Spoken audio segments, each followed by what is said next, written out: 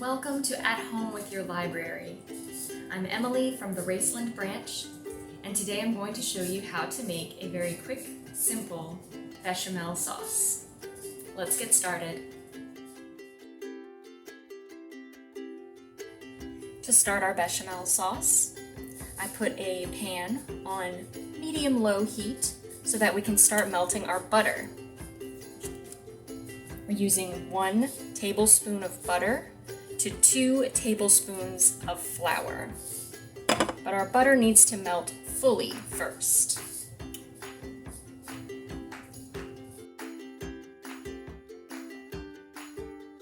You just help it right along, move it around that warm pan until it melts completely. Now we will add 2 tablespoons of flour. Easy to remember, 1-to-2 ratio of butter to flour.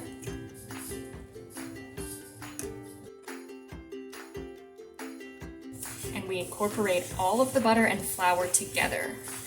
We don't want any of that butter or flour to burn, so it's important to keep whisking. This flour and butter mixture is known as a roux. It's the basis of any gravies and many sauces, including the bechamel sauce. Now that we have the butter melted and the flour incorporated into it, you're gonna see that it makes a thick paste, almost like a dough kind of consistency of that butter and flour. And we remove our pan from the heat and we add our warm milk. Now I'm using 1 1/3 cup of milk, and we add a little bit at a time to get our roux together. You want to use warm milk so that it matches the heat of the butter and flour that we just heated up. And we keep adding it, a little bit of milk at a time. Keep incorporating that flour and that butter mixture, that roux. It is so important that you don't stop whisking, that you don't stop mixing when you're making a bechamel sauce. And we stir and whisk carefully and patiently. It's a very patient process to make a bechamel, but it's so worth it.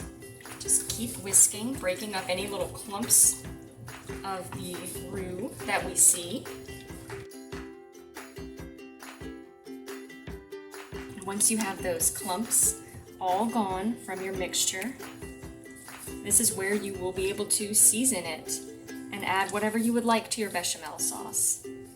One of the classic ways of seasoning your bechamel sauce is to add a little bit of nutmeg. You can do this, you don't have to. You can add just a little salt and pepper to taste. I like to add cheese if I'm going to be doing something like a macaroni and cheese or a potatoes au gratin, which is potatoes in a cheesy sauce. Just remember that whatever you add to it, if you're adding something like cheese, it's going to thicken the sauce up a lot. And you can add more milk to it if you want it to be thinner or if you need a certain consistency of that bechamel sauce. I like to add the nutmeg, so I'm going to do that right now. Just need a tiny pinch of nutmeg. I'm not even going to use a full 1/4 of a teaspoon, just a little bit.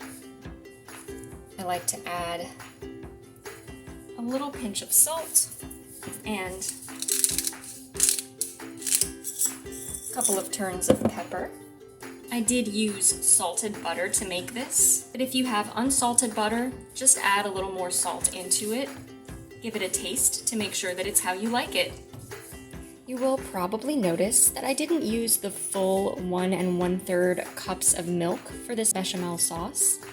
I ended up using probably about 1/3 of the milk just because I didn't want it to come out too runny. It was already a very liquidy consistency, and now that it has thickened a little bit, it's at a good consistency for my taste. Thank you for joining me today and learning how to make a bechamel sauce.